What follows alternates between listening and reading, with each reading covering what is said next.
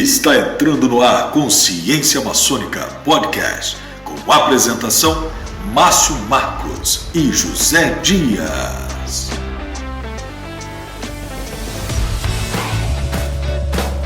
Fala galera, sejam todos bem-vindos ao podcast Consciência Maçônica. Meu nome é José Dias Júnior, sou mestre maçom da augusta e respeitável loja simbólica Sanctum Sanctorum, de número 1199, grau 12 do Rito Adoiramita, do Supremo Conselho Adoiramita no Brasil. Em nossa equipe também temos o Lindmar Santos, mestre instalado da augusta e respeitável loja simbólica Malkuth, número 3859, do grau 33 do Rito Escocês Antigo e Aceito. Também ao meu lado, o Márcio André Rodrigues Marcos, mestre instalado da augusta e respeitável loja simbólica Fraternidade Acadêmica de Santos, número 3279, do grau 9, ou seja, o grau máximo do Rito Moderno no Supremo Conselho Filosófico do Rito Moderno do Brasil. Importante lembrar que todas as nossas lojas são do Grande Oriente do Brasil, mas que não expressa a opinião do Grande Oriente do Brasil, senão a nossa opinião, que está realizando esse podcast.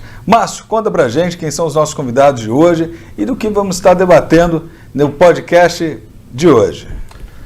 Olá galera, olá meus irmãos, amigos, estamos aqui com muita alegria, recebendo dois convidados muito importantes no programa de hoje. O nosso irmão Paulo Granato, presidente da poderosa Assembleia Estadual Legislativa do Grande Oriente do Brasil de São Paulo, e o nosso irmão Adenilson Amorim, deputado estadual da loja Cidade de Cubatão e membro da nossa querida PAEL do GOB-SP. O nosso assunto de hoje, meus irmãos, é um assunto que instiga muito a curiosidade dos maçons das nossas lojas simbólicas, que é a questão referente ao legislativo maçônico, a atuação do deputado estadual, as funções da nossa PAEL e em especial do nosso irmão Paulo Granato, que hoje comanda a PAEL como seu presidente. Nosso irmão Paulo tem um histórico maçônico e profissional muito relevante. Eu quero destacar aqui no início, meu irmão Dias, o histórico do nosso irmão Paulo. Nosso irmão Paulo é formado em Tecnologia Informática pelo Instituto Paulista de Ensino e Pesquisa, especialização em redes, especialização em metodologias ativas, também tem especialização em História e Filosofia e em Gestão Pública. Desde agosto de 2009, nosso irmão Paulo é professor universitário da Faculdade Max Planck, no curso de Rede de Computadores, Administração e Engenharia de Produção, e hoje como Uneduc, na cidade de Indaiatuba, no interior do estado de São Paulo. Também atua como servidor público na autarquia de Serviço Autônomo de Água e Esgotos de Indaiatuba, como administrador de redes desde 2010. O Paulo tem uma expertise muito grande nessa área e procura levar novas tecnologias aos alunos com o intuito de cada vez mais eles estarem participando do mercado de trabalho que hoje em dia é tão concorrido nesse setor. Lembrando que a informática não trabalha apenas com máquinas, mas sim com pessoas, e esse é um aspecto muito importante que o irmão Paulo vai poder discorrer aqui quando falar da sua atividade profissional. Além disso, o nosso irmão Paulo tem uma experiência profissional bastante relevante nesse setor de tecnologia e informações. O nosso irmão Adenilson, que eu citei aqui no início, ele é membro da loja Cidade de Cubatão, 3675, grau 14 Adorinamita, do Supremo Conselho Adorinamita do Brasil, e como eu disse, deputado estadual da PAEL, além de ser mestre maçom da marca e exaltado no Arco Real. Esses são os nossos convidados do programa de hoje, meu irmão Dias. Márcio, vale lembrar que o nosso programa de hoje ele está sendo patrocinado pela Angel Fraternais Prestação de Serviços, que é especializada em portaria, vigilância, limpeza, e todos os colaboradores da Angel Fraternais são treinados e capacitados para oferecer a melhor qualidade de atendimento na Baixada Santista, na capital de São Paulo e o interior. E caso você que esteja nos assistindo ou nos ouvindo queira entrar em contato, o telefone de contato é 13 3375 6705. Repetindo, é 13 3375 6705. Obrigado a Angel Fraternais pelo apoio a esse projeto que tem aí a crescer na Baixada Santista e em toda a região do nosso Brasil. Também queremos agradecer a Tela VIP Digital, que é onde estamos gravando este podcast, que é um estúdio que você também pode conferir no site telavip.com.br, telavip.com.br. Com você, irmão Márcio. Isso aí, meus irmãos. Vamos agora bater um papo aqui com nossos irmãos Paulo Granato e Adenilson Amorim sobre o Legislativo Maçônico, em especial o Legislativo Maçônico Estadual. Mas eu acho que é importante, Dias, Paulo e Adenilson, nossos ouvintes, espectadores, até para que a gente possa quebrar um pouco as barreiras iniciais num podcast, que o nosso irmão Paulo pudesse falar um pouquinho a respeito da sua história de vida maçônica, profissional e pessoal, para que os nossos espectadores, Paulo, pudessem te conhecer um pouco mais, conhecer a respeito de toda a tua caminhada e tua trajetória ao longo desses anos. Paulo, obrigado por ter aceito o nosso convite. Fica à vontade. Oi, Márcio, eu que agradeço. Falando um pouco mais da minha vida pessoal, né? Eu sempre estudei na área de TI desde os 13 anos de idade, né?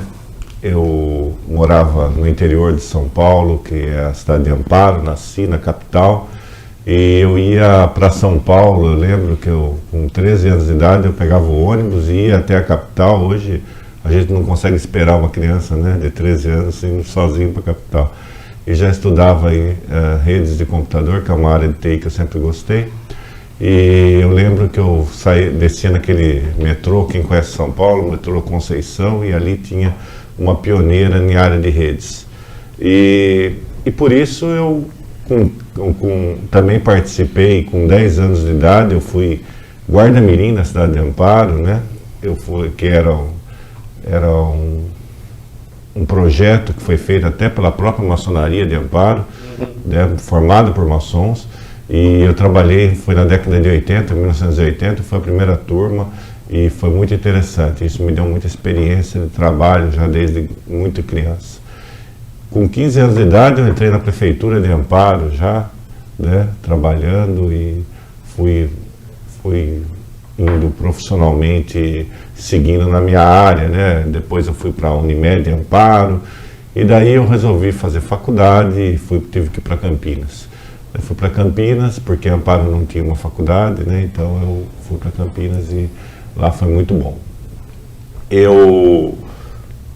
Daí eu casei muito cedo, casei com 19 anos, depois acabei me separando e hoje, graças a Deus, eu vivo muito bem com a minha atual esposa. Tenho um enteado, um garoto que está fazendo curso de letras, né? O Henrique. Já está com 20 anos de idade, eu tenho muito orgulho dele, né? E a vida pessoal, ela se limita muito ao trabalho, né? Trabalho muito, sempre ganhando honestamente, né? Nunca ultrapassando muito os limites que a vida me deu, mas agradecendo tudo que ela deu. Isso é muito importante. Isso eu levo para a maçonaria também, né? E Paulo, como é que você, nessa linha de argumentação que você está apresentando, você atua muito hoje também no campo universitário, você é um professor universitário. Sim, exatamente. Como é que foi a tua entrada no campo universitário, como professor? Como é que se deu essa caminhada? Foi através de um irmão também da maçonaria, né? Que eu, quando mudei para Indaiatuba, eu estava procurando algum trabalho, e como eu já era da área de treinamento de pequenos cursos, eu fiz até um projeto voluntário na Educandária de Indaiatuba, dando cursos de redes, mas esse foi totalmente voluntário. Daí ele me colocou na faculdade que na época chamava Faculdade Max Planck, né? Ele me colocou, ele era um dos donos lá, ele colocou eu lá. Eu falei assim, eu nunca tive experiência no mundo universitário. Ele falou assim, mas você tem experiência em ensinar. E ele colocou muitas apostas em mim, e eu hoje sou considerado um dos professores de destaque na faculdade, né? Tanto é que eu sou um professor coringa, como se diz, né? Como se diz, quando precisa fazer alguma coisa diferente, eles colocam eu para estar desenvolvendo isso, que nem agora, em agosto, eu começo com a disciplina Fluência Digital, né? E isso é um desafio também para mim, muito interessante, né? E estou desde 2009 nessa faculdade, que ela já mudou várias vezes até a plataforma dela, mas eu estou muito feliz lá, no curso de administração, já dei aula no curso de engenharia, né? E já dei aula, me especializei em gestão pública para ver se eu melhorava, porque eu não sou da área da administração, né? Mas eu estou da área de gestão, né? Se for ver, a TI é uma gestão grande. E a tua entrada na maçonaria, Paulo? você contou toda pra gente a respeito da tua vida pessoal, profissional. Como é que se deu o convite para você entrar na maçonaria? Como é que você se interessou por ingressar na nossa ordem? Como é que foi tudo isso? Então, a maçonaria foi uma coisa muito interessante, porque eu tive um convite em 2003, entrei junto até com o nosso irmão hoje, que eu prezo muito, nosso irmão Sandoval, e daí nós entramos na maçonaria, fomos iniciados na loja. Era uma coisa totalmente nova para mim, eu não sabia o que era aquilo, né? Você nunca tinha visitado um templo maçônico, nem como um convidado, um profano, uma sessão pública? Não, nunca tinha visto nada, e eu tinha talvez até os mesmos conceitos dos que estão de fora hoje. O que é isso, né? Talvez até no início por curiosidade, né? E depois eu fui pegando gosto na coisa, e eu sempre fui muito estudioso da questão maçônica. Tanto é que eu fiz até uma pós que teve de Curitiba, que era História e Filosofia maçônica também, que foi até gratuito na época, foi uma pós-graduação Lato Sensu. E quando você entrou na instituição, convidado pelo irmão Sandoval, que você relatou, ele foi teu padrinho ou propriamente? Nós fomos juntos. Nós fomos juntos. Qual foi a loja que você iniciou? Foi Perfeita União 3709. Iniciou, e depois eu imediatamente, eu ficava em São Paulo, ficava muito longe de Campinas, em São Paulo. Daí eu fui para a loja Campos Sales. Depois de 2 anos eu fui para Campos Sales, onde eu considero minha loja mãe hoje, né? E daí eu tive muito apoio. Daí eu comecei o Legislativo como deputado adjunto, junto com o nosso deputado, era o William Rubner Martins, e depois eu era adjunto dele. Eu ia em todas as sessões com adjunto, como adjunto, né?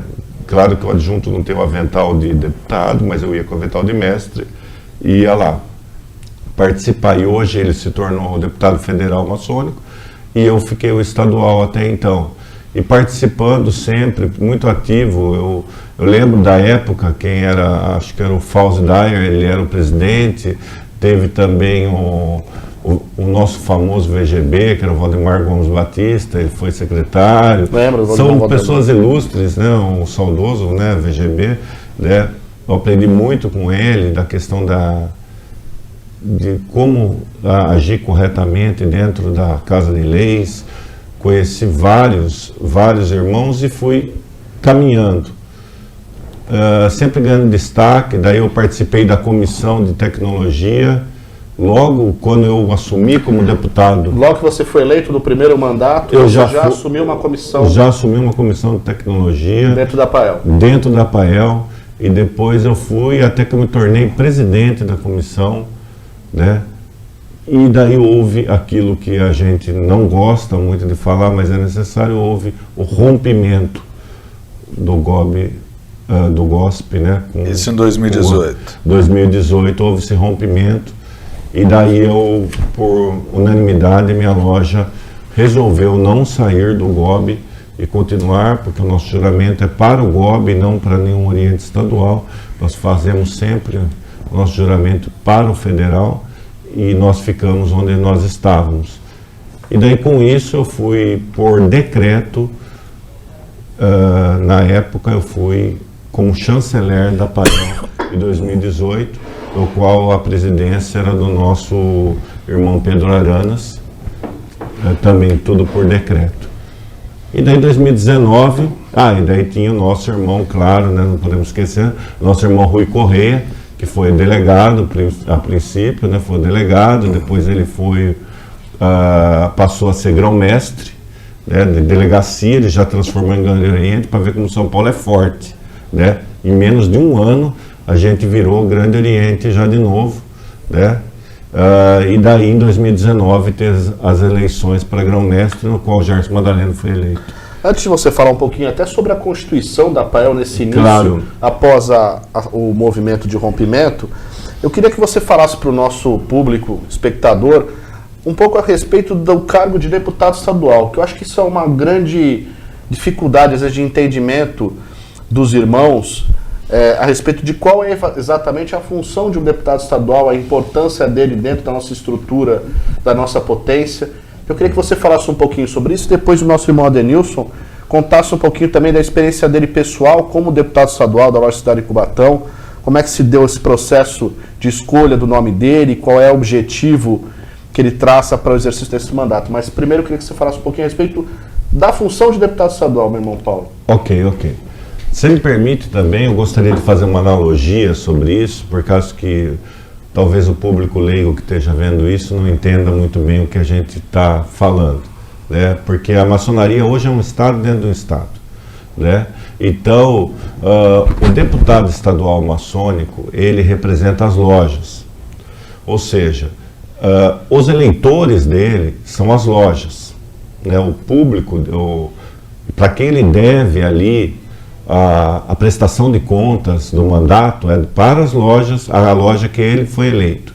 Que nem no meu caso é a Campos Salles 2654. Eu estou como deputado, a gente nunca a gente está como, por um mandato de 4 anos, a gente é eleito. No caso, agora nós estamos na legislatura 2019 a 2023. Então, eu sendo eleito pela loja, o que eu faço lá? A loja, ela pode ter projetos próprios que ela queira que seja apresentada na Assembleia. Ela pode ir lá, ela ser uma loja que tem uma expertise para isso e fazer os projetos. E a gente, como deputado, colocar lá. Tem alguns projetos que a gente precisa de 21 assinaturas e tem alguns projetos que basta a assinatura do deputado e ele pode dar entrada, tá? Dentro do nosso regimento interno da PAEL, nós conseguimos, temos todos como fazer isso, tá? Como fazer um projeto. A gente tem isso, né? O deputado, como que ele apresenta e quais são as comissões que vão apreciar depois desse projeto. Normalmente, toda a Comissão de Constituição, Justiça e Redação, ela tem que apreciar obrigatoriamente, para ver a constitucionalidade desse projeto, tá? Se envolver finanças, daí tem que ir para a Comissão de Orçamento e Finanças. Ou seja, tem várias comissões Sim. na estrutura da PAEL sobre a qual vão ser direcionados os assuntos dos projetos apresentados pelos deputados. Exatamente. Nós temos as comissões permanentes, que a gente chama, né? Nós temos as comissões permanentes, que no caso é a Comissão de Constituição, Justiça e Redação, a Comissão de Orçamento e Finanças, nós temos a Comissão de Relações Públicas, né? Nós temos a Comissão de... Tinha a Comissão de Patrimônio, que nós extinguimos há algum tempo nessa gestão, não havia muito sentido, mantivemos só a pessoa do arquiteto, né? E daí nós queríamos também ter criado a Comissão de Ética, mas as 3 comissões básicas, a Interna Tecnologia e Informação. Então nós temos, sempre que a gente manda um projeto, por exemplo, agora em setembro nós temos a aprovação do Orçamento 2023. Então, quem vai apreciar? A Comissão de Constituição, Justiça e Redação, a Comissão de Tecnologia e Informática e a Comissão de Orçamento e Finanças. Por que essas 3? Porque para ver quanto está sendo gasto, está sendo bem gasto com a informática, né? Daí vem o orçamento para ver se aquilo é adequado, as contas, e a Constituição, Justiça e Redação para ver se aquilo é constitucional, né? Então, essas 3 comissões, que são 6 membros, de 6 a 7 membros cada comissão, eles trabalham com isso. Isso é muito interessante também, aproveitando aí, abrindo um parênteses, São Paulo hoje com 250 deputados maçônicos, né? Se a gente comparar com outros estados da federação, eles não conseguem nem montar as comissões que a gente tem aqui. São Paulo tem esse privilégio de ter um grupo muito grande. A nossa Assembleia Estadual aqui em São Paulo, então, tem 250 deputados estaduais. Para que o nosso público possa ter uma ideia, pelo que você tem de informação, como presidente da PAEL, as outras casas legislativas estaduais têm em média quantos deputados? Você tem o número das principais assembleias em relação ao número de deputados? Pra gente ter Olha, mais ou menos, Rio de Janeiro tem 120, 130 deputados, né, que é considerado uma assembleia grande, né? O que a gente chama acima de 100 são grandes, que é no Paraná, Minas Gerais, São Paulo, Goiás, né? São grandes. Agora tem as pequenas, que, por exemplo, Roraima tem 20 deputados, né? Roraima tem 20 deputados, né? Nós temos também lá na Pernambuco, são também poucos deputados, né? O Nordeste todo, se juntar tudo e juntar o nosso Sudeste, eles não conseguem ultrapassar a gente, né? Nós somos muito grandes. Mas o interessante é que eu estive num encontro que chama For Legis, que foi agora dia 16 de junho, onde sentamos todos os estados lá. No caso, não foram todos, foram 15 estados, né? E lá a gente pôde trocar experiências, lá a gente pôde conversar. E eu percebi que por nenhum momento foi relevante esse número de deputados, sabe? Por quê? Porque eles aprendem. Por exemplo, o que acontece é assim, membros da mesa diretora, no nosso estatuto, não podem participar de nenhuma comissão, mas lá eles têm que participar. Eles acabam participando. Por quê? Porque só tem 20 deputados, 30, 40. Então eles têm que entrar em outros. A estrutura deles acaba se adequando ao número de participantes. Sim, na partida. Por isso que não pode ter um estatuto ou um regimento interno padrão para o Brasil todo. O Adenilson, por exemplo, hoje, que é nosso deputado estadual junto à PAEL de São Paulo, você faz parte de alguma comissão? Como é que você acompanha os trabalhos que são desenvolvidos pelas comissões da PAEL, meu irmão? Márcio, obrigado pela oportunidade de estarmos aqui junto hoje, né? Esse bate-papo maçônico muito importante, a gente levar aí a luz aos nossos amigos que às vezes não conhecem bem o trabalho da PAEL dentro da Ordem Maçônica. É um prazer estar aqui hoje, presidente Paulo Granato, da nossa poderosa Assembleia Estadual Legislativa, e foi muito bem colocado pelo irmão, já explicou com muita propriedade como funciona hoje a nossa Casa de Leis, mas é um trabalho que, como você perguntou, Márcio, que eu vejo da forma que o presidente colocou. Nós expressamos a vontade da nossa loja. Existe uma pauta antes da sessão, ela é disponibilizada para a gente leva para a loja, passa para a loja tudo que tem naquela pauta que vai ser tratado na sessão, e a loja ali, ela expressa a sua vontade. O deputado é representante de uma loja, ele foi eleito por uma loja, como o presidente acabou de citar, e a gente expressa essa vontade.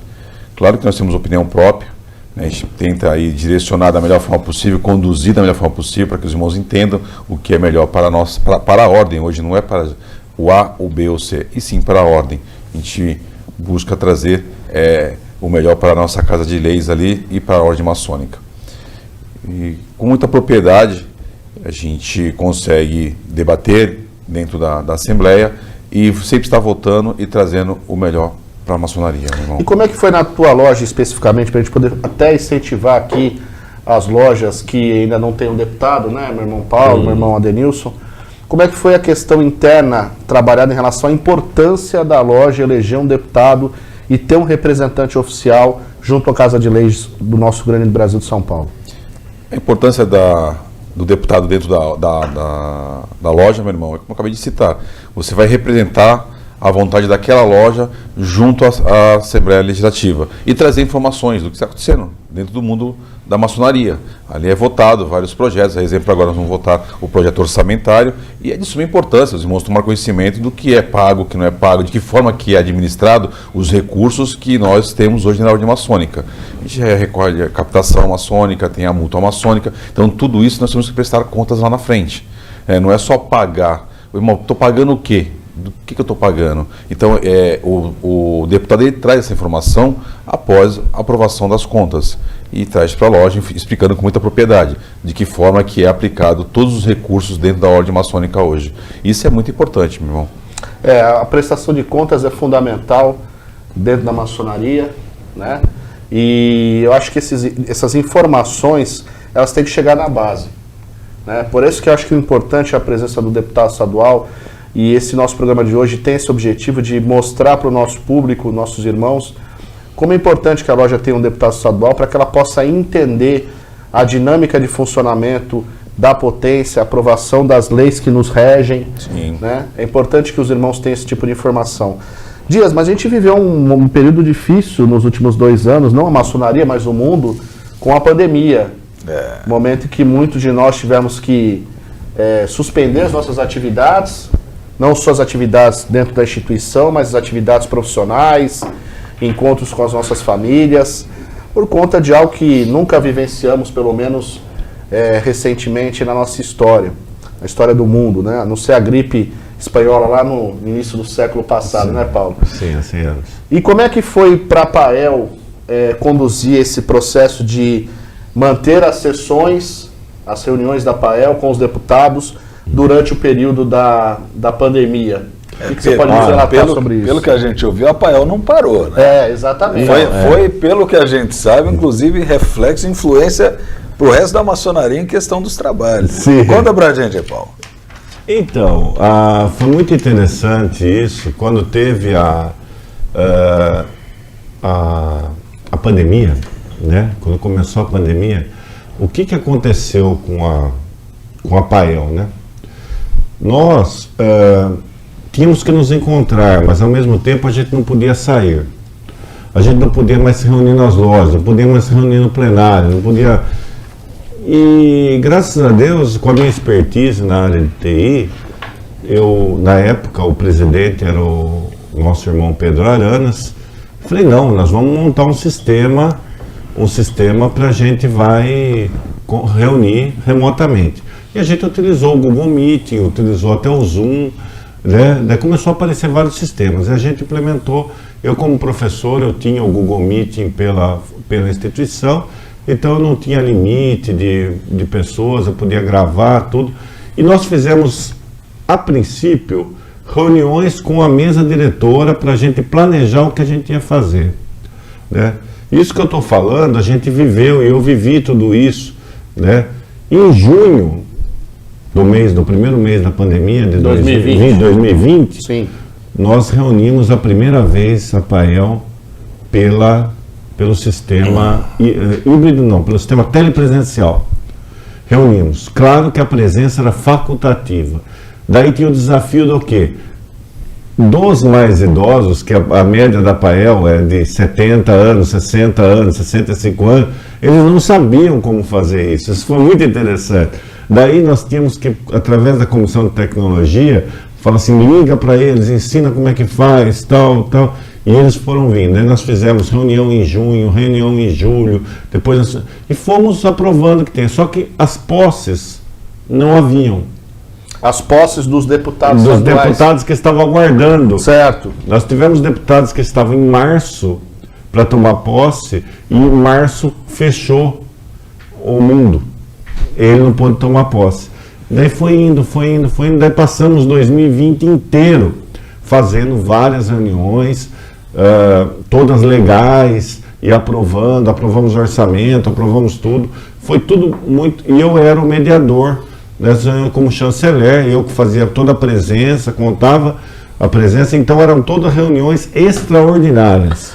Nenhuma ordinária. E nesse sentido, como é que você sentiu a evolução da participação dos deputados às sessões telepresenciais? Imagino que foi aos poucos, com o melhor entendimento a respeito de como funcionava a sessão telepresencial, Sim. A adesão tem aumentado aos poucos, né? Sim, com certeza. Quer ver? Eu vou até pegar um dado aqui, se você me permite. Sim, claro. Tá. Porque acho que esse é um momento difícil, né, Leonilson? Que todos nós passamos, né?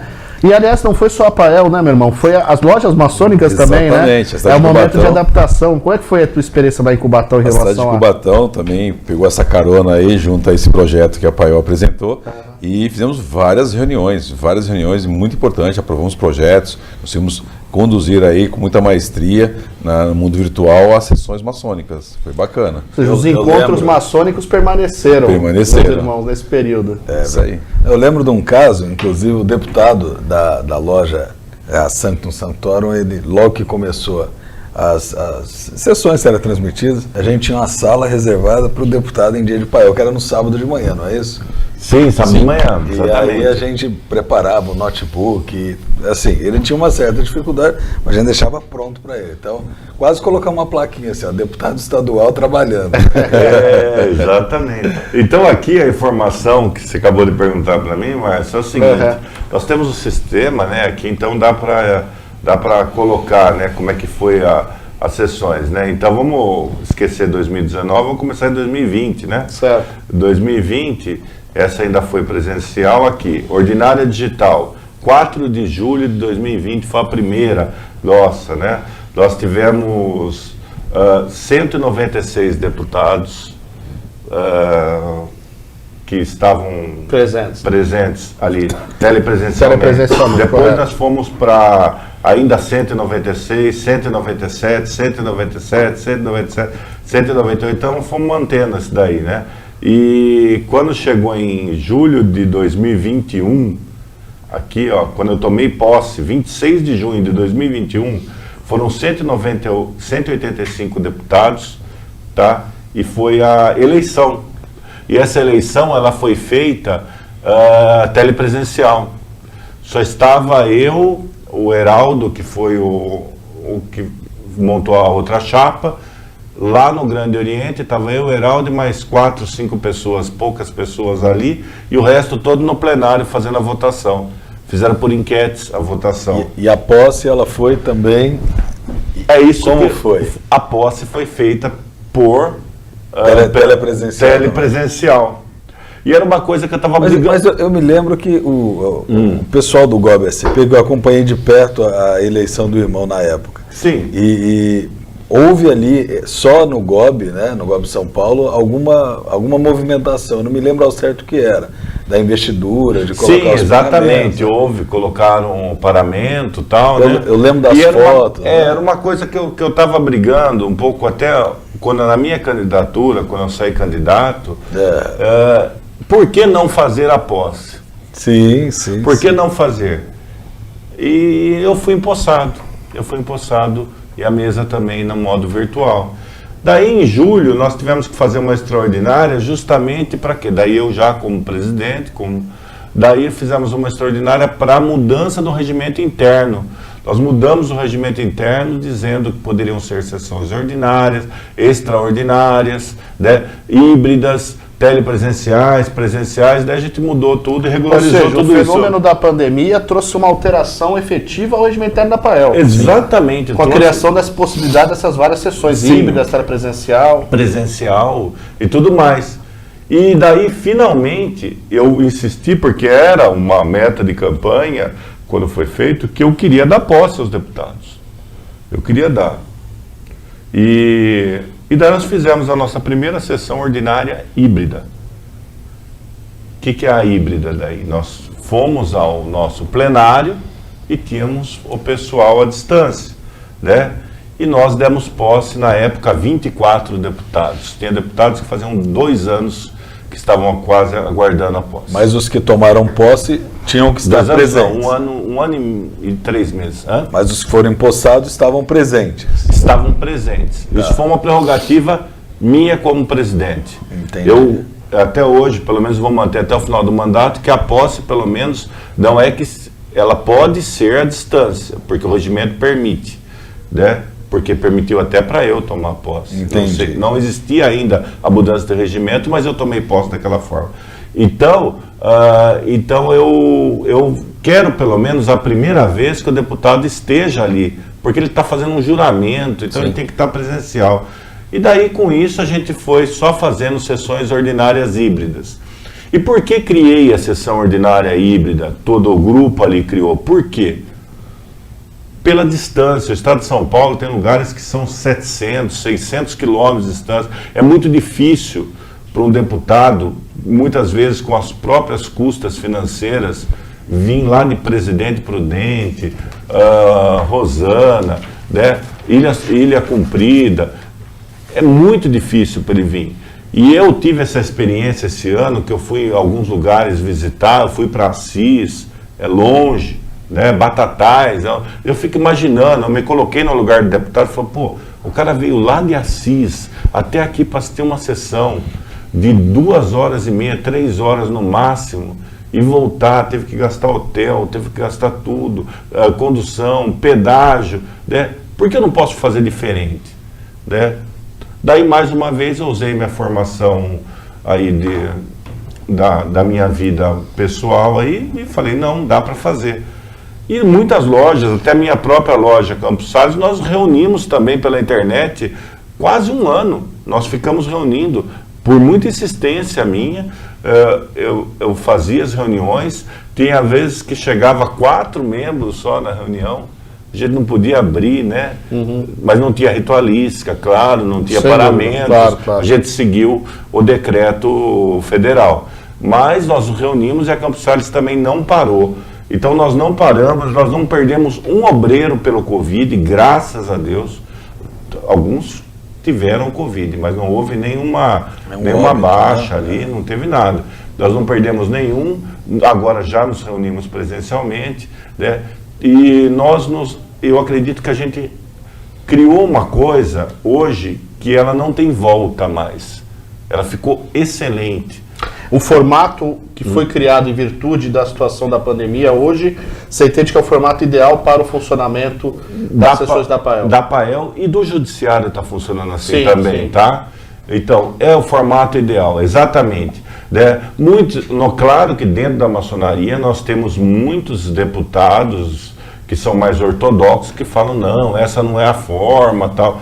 Mas nós não temos nenhum tipo de ritualística na APAEL, nós somos uma sessão administrativa e ela está fazendo o seu objetivo das aprovações, das votações, tudo de forma clara, transparente. É isso que eu ia te perguntar, tudo mais. a produção maçônica legislativa, com esse novo formato, manteve-se no mesmo nível que era anteriormente? Melhorou. Olha que ponto importante, né, Denilson? Melhorou, eu acho que A gente consegue a participação de Você pessoas... também nota isso? A gente consegue hoje engajamento e a participação de pessoas que são de longe, como o irmão acabou de citar. A gente pega um irmão lá de Ilha Comprida, por exemplo, para poder chegar na APAEL, é 5 horas de estrada. Então hoje melhorou por demais, com certeza. Eu também vejo dessa forma, meu irmão. Acho que as lojas acabam se sentindo mais representadas por poder ter uma representação de fato. Sim, esse é um grande lema. E nós A ausência era maior, acredito, quando havia... Sim, A obrigatoriedade da presença física nas sessão. reuniões. O número de ausências era maior, você percebia isso? Pelo seu tempo de experiência como chanceler da APAEL? Sim, eu percebi uma coisa assim, que os deputados, nós estamos ainda numa pandemia, não podemos negar isso, tá? Nós estamos numa pandemia ainda. Então, o que aconteceu a flexibilização dos deputados nesse momento? Eles têm que estar nós damos preferência que eles estejam presencialmente. Por quê? Porque nós queremos manter a nossa tradição, todo mundo ali conversando, o calor humano e tal. Tem deputados de São Paulo que, por algum motivo, não sei, não foram ainda, apesar de ser de São Paulo, eles não foram até o plenário ainda, tá? Mas isso é uma prerrogativa dele, mas ele assiste a sessão pela internet. Tem alguns deputados que acontece deles confirmarem de estarem lá e por algum motivo acontece um problema e ele fala assim, ó, vamos supor, quebrou o carro. Abre o celular e participa da sessão. Entendeu? Então isso não era possível antigamente. Quebrou o carro, acabou, ele não podia, ele não ia chegar. Porque ele tinha que estar lá presencialmente, tá?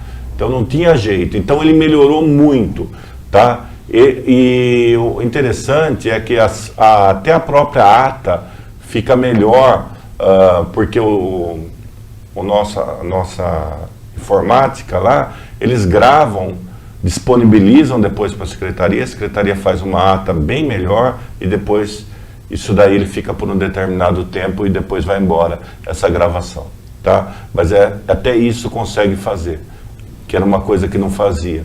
Então ficou muito bom, eu acho que a tecnologia veio para ficar, né? O próximo presidente eu espero que mantenha dessa forma, tá? Porque é muito difícil a pessoa que está lá em Prudente, está lá em Ribeirão, está lá, fala assim, não, agora chegou o presidente, ele vai falar assim, não, agora a partir de agora é só presencial. Vai ter uma evasão muito grande da nossa Assembleia. Sim. Paulo, eu queria que você falasse um pouquinho agora para o nosso público, né, Dias, a respeito da importância dos poderes maçônicos de uma forma geral dentro da nossa potência. E como é que se dá a harmonia de funcionamento dos poderes do executivo, do legislativo e do judiciário. Para quem, como o Paulo mencionou anteriormente, né, irmão Adenilson? É um estado paralelo. Para quem talvez não tenha conhecimento a respeito da estrutura da maçonaria, falando em termos de grande Brasil, nós temos os 3 poderes, o poder executivo, o poder legislativo e o poder judiciário. E você é presidente de um poder legislativo estadual. Como é que você vê essa questão referente ao bom funcionamento dos poderes, a harmonia entre os poderes dentro da nossa instituição maçônica? Certo. A maçonaria, na realidade, é uma sociedade civil, né? ela é uma sociedade civil, então ela tem esses 3 poderes, o executivo, o legislativo e o judiciário, em âmbito estadual e em âmbito federal. Ok? Ela tem isso. Então, com isso, o que a gente percebe da maçonaria? A gente percebe que vou fazer mais uma vez uma analogia com o mundo profano. O presidente, o nosso grão-mestre geral seria o presidente da República. Tá? Ele, apesar de ser o título de soberano, né, que é uma coisa monarca, mas não, ele também cumpre as leis, tal, ele não é assim com essa soberania, ele tem fiscalizadores dele. E ele tem um adjunto. Esse adjunto seria o vice-presidente. E nós temos também o Ministério Público, a gente tem também o nosso STF, nós temos o Supremo Tribunal Maçônico. E nós temos também o Poder Judiciário a nível federal e estadual. E daí, chegando aqui no Estado, nós temos os grão-mestres gerais, ou grão-mestres estaduais, que são os governadores. Os adjuntos, que são os vice-governadores. Daí nós temos os veneráveis mestres, que eu vou até colocar meio assim na analogia, mas seriam os prefeitos. Verdade. Tá? Cada loja seria uma cidade, vamos dizer, uma cidade dentro do... Vamos imaginar que cada loja fosse uma cidade, né? E daí nós teríamos os deputados estaduais e os deputados federais. Os federais ficam em Brasília, representam também as lojas. Todo deputado representa a loja. Nós não temos só o Senado, nós não temos isso na maçonaria, mas nós temos os deputados federais e os deputados estaduais. Os deputados estaduais representam as lojas no âmbito estadual. E daí nós temos também, daí tem os presidentes, presidente da poderosa Assembleia Legislativa Estadual, presidente da soberana Assembleia Legislativa lá em Brasília, né? Que é o sapientíssimo nosso irmão Ari. Daí nós temos os grão-mestres. E os poderes, na realidade, nós seguimos o pacto federativo, da mesma forma que segue na profana. Os poderes são, por exemplo, eu, Gerson Madaleno e o presidente do tribunal, né, nós temos harmonia entre si, nós não interferimos um no outro, nós não podemos interferir, tá? Eu não interfiro no executivo como ele vai executar, eu fiscalizo como ele está executando. O que ele vai fazer já foi aprovado no plano plurianual, que existe também, e a LO e a LDO, que é criada, que é ajustada anualmente. E o plano plurianual, que é durante a gestão dele, da mesma forma que é o outro, né? No nosso caso, como a gente teve a cisão, ele teve que criar o plano plurianual em 2019, sendo aprovado em 2020, e daí 2020, 21, 22, 23, 24. Até o grão-mestre que vai entrar vai estar seguindo esse plano plurianual. Sempre ele trabalha um ano com o plano plurianual do outro, até ele criar o dele, né? Isso daí funciona também da mesma forma. E é isso, a gente não compactua nada, nós somos irmãos. Então, o que a gente faz? Por exemplo, eu tenho um diálogo muito bom com o Gerson Madaleno, nós precisamos conversar, vamos ajustar, pego a minha comissão, vamos conversar, vou ter que aprovar orçamento, olha, a minha comissão está à sua disposição, ó, a minha parte financeira, a Secretaria de Finanças está à disposição. Então conversa executivo, legislativo, conversam tudo e vem. Por quê? Porque nós trabalhamos para um bem comum. A maçonaria, ao contrário da profana, ela não tem partidos. Isso é um ponto importante. Nós somos unidos, não estamos partidos, pelo menos não é para ser. Nós somos unidos, nós estamos olhando para o mesmo lugar. E os poderes maçônicos se conversam, respeitando mutuamente, respeitando ao que cabe a cada um fazer pelas nossas leis, mas eles se conversam, né, Paulo? Existe uma grande... e deve se conversar sempre. E deve sempre. ser sempre assim, né, Paulo? Um interesse em comum, né? Sim, nós fazemos sempre o bem para o Grande Oriente do Brasil de São Paulo, né? E nós respeitamos o Grande Oriente do Brasil, ao qual nós devemos um juramento que fizemos a ele. Então, É muito importante isso, essa conversa, o respeito que existe. Por exemplo, eu como um chefe de poder estadual, é muito interessante, quando eu fui a Brasília, como falei, nós estávamos ali com 15 chefes de poderes estaduais, né? Não é porque o outro tem 20 membros e eu tenho 250 que eu sou mais do que ele. Ele tem 20 luzes, 20 irmãos ali, eu tenho 250, mas ninguém é maior que ninguém. Nós ali estamos todos trabalhando para o Grande Oriente do Brasil.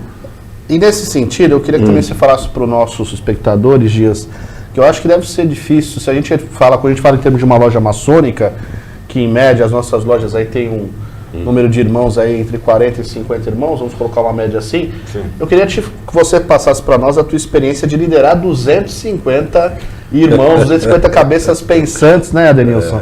Cada um com a sua opinião própria, não é uma tarefa fácil. Sim. Como é que é a tua experiência nesse momento exercendo o cargo de presidente e liderando 250 maçons com opinião própria, com pensamento próprio? O que você pode nos falar sobre isso, Paulo? Na realidade, o Poder Legislativo não lidera 250 pessoas, 250 irmãos experimentados.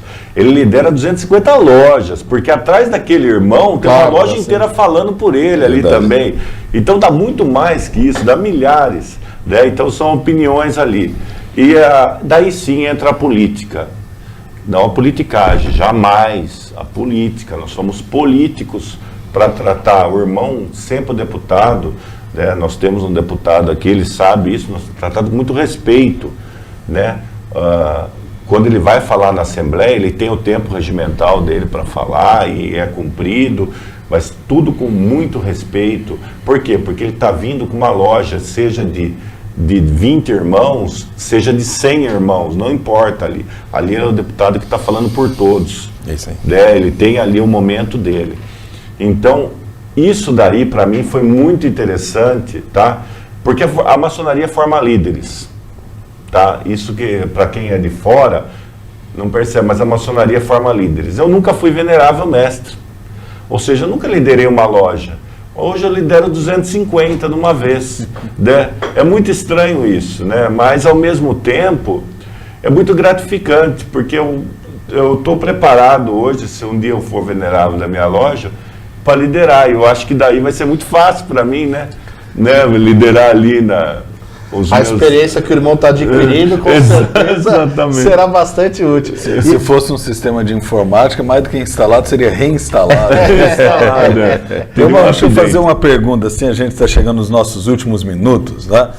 Uma curiosidade que eu acho que muitas lojas podem ter, até o próprio irmão, duas coisas, vou juntar duas perguntas em uma só para a gente ganhar tempo. Tá. A loja que hoje não tem um deputado estadual, tem interesse, qual seria o procedimento que a loja tem que fazer e se tem um perfil que a loja tem que focar dentro da sua loja? Eu acho que é um irmão que ele tem mais um viés político, precisa disso ou não? É um irmão que simplesmente quer tentar trazer as ideias da sua loja para um legislativo maçônico. Qual seria o caminho e qual o perfil que o irmão recomendaria a loja buscar para colocar na representação aí junto à poderosa Assembleia Estadual Legislativa? Certo. Para ele ser um deputado, ele tem que ter pelo menos 3 anos de mestre, né? Ele tem que ser 3 anos de mestre. Com certeza ele já foi, ele é um dos escolhidos ali na loja já para ser. Como a gente já tivemos as eleições gerais, a gente tem que fazer a extemporânea agora. Nós estamos no meio da legislatura. Daí ele tem que procurar o quê? Tem que procurar o tribunal. Nós temos também o tribunal eleitoral. Ele procura o tribunal vai autorizar ele a fazer essa eleição. Ele vai fazer uma convocatória com 15 dias de antecedência. Fazendo essa convocatória, ele faz uma eleição em loja. Já peço que eleja o deputado e seu suplente. Legal. Tá? Já os dois. Já elege o deputado e o suplente, manda essa ata de eleição para o tribunal vai homologar essa ata e o tribunal vai comunicar para ela, falando assim, olha, esse deputado será diplomado e você tem direito a empossá-lo. Aí entra a coisa dos poderes, né? Nós respeitamos. jamais na Pael alguém vai ser empossado sem autorização do tribunal. Entendeu? Isso é Quem legal. determina que pode ser empossado é o tribunal, porque ele que diploma, ele que fala porque de repente a loja pode estar inadimplente, daí não pode ter o deputado, de repente esse deputado ele nem é mestre, né? Ela tem que olhar isso. Então, esse é o caminho que ele tem que fazer. E Eu ouvi o irmão falar em um dos discursos em que nós estamos aí através da coordenação do irmão Márcio, participando de várias atividades maçônicas em conjunto, e uma frase que o irmão falou me marcou, e eu acho que seria legal a gente deixar registrado no nosso podcast. Fui eleito deputado estadual, não preciso mais frequentar minha loja. É isso? Estou liberada. Estou liberada. Contrário. Jamais. Não. Ele tem. Ou é o contrário? Daí ele tem que frequentar muito. É verdade. Daí Isso aí. ele tem. Por quê? Porque toda Não é carta branca para falar. Não, ele não deve presença. O deputado tem a prerrogativa, né, legal de não dever presença na loja dele, né? Ele deve a mensalidade, tudo isso daí sim, mas a presença ele não deve. Mas ele deve a satisfação ao seu eleitorado, que é a loja. Né? Então ele tem que estar presente na loja, ele tem que apresentar a pauta, como disse o nosso irmão deputado, ele tem que apresentar a pauta do que vai ser discutido, ele tem que discutir junto com a loja, deliberar, e depois, quando tiver a sessão, o retorno da sessão, ele voltar nessa loja, a loja dele, e falar o que foi decidido. Essa é a função do deputado. Então o ideal é trazer para a loja o que vai ser discutido para que a loja também possa dar as suas opiniões. Sim, o voto é da loja. Entendi. Nesse sentido ainda, O Paulo, deputado é só instrumento do é só o voto. instrumento do voto, Isso aí. né? Até eu queria também ouvir a manifestação do irmão Adenilson. Nós temos uma pergunta que foi nos encaminhada por um irmão. Aliás, já fica aqui o convite aos nossos espectadores que queiram encaminhar perguntas para que a gente possa fazer para os nossos futuros convidados em outros episódios, outros programas. Está no Telegram Consciência Maçônica. No nosso hein? Telegram Consciência Maçônica, o nosso irmão Osmir Tadeu Pereira, que é venerável mestre da loja Estrela e Praia Grande, ele faz uma pergunta muito interessante, eu acho que você poderia discorrer para explicar para os nossos ouvintes como é que funciona o processo do trabalho efetivo do deputado. Ele fala: uma loja pretendendo apresentar uma proposta de lei na Casa Legislativa deve fazê-lo através do seu deputado constituído. Essa proposta, como ela funciona a formatação da redação, o encaminhamento da proposta junto à Pael, uma vez redigido o projeto, como é que é a tramitação desse projeto de lei dentro da Pael? Eu queria que você explicasse o funcionamento e depois o Adenilson complementasse falando um pouco dessa experiência, né? Se ele já teve a experiência de apresentar um projeto na Pael ou se tem a expectativa de fazê-lo nas próximas sessões. Ok. Então, o nosso irmão que perguntou fez essa pergunta, é simples, tá? A loja, o que a loja faz? A loja quer pôr um projeto, ela tem um deputado, ela vai, redige o projeto da forma que ela entender, assim, explica como ela entender, porque vamos supor que eles não têm o conhecimento jurídico daquilo, tá? Eles não têm o conhecimento jurídico, eles sabem o que eles querem. Então ele faz um esboço daquilo que ele precisa, tal. Caso ele já tenha um conhecimento jurídico, ele faz em forma de petição, quase isso, mas daí já é um conhecimento mais jurídico. Então ele faz o projeto, tal. Esse deputado vai pegar esse projeto e vai falar lá, vai chegar e vai dar entrada na secretaria da Pael. A secretaria da Pael vai olhar esse projeto dele, do como está escrito, e se precisar melhorar esse projeto dentro dos termos mais jurídicos, claro que as comissões vão estar ali para ajudar. Né? Como eu falei no início, nós somos todos irmãos, nós estamos com um bem comum. Ah, não, ele não sabe escrever direito esse projeto. Não, de repente o projeto é fantástico, entendeu? Só que ele não tem esse conhecimento, nós somos voluntários na Pael.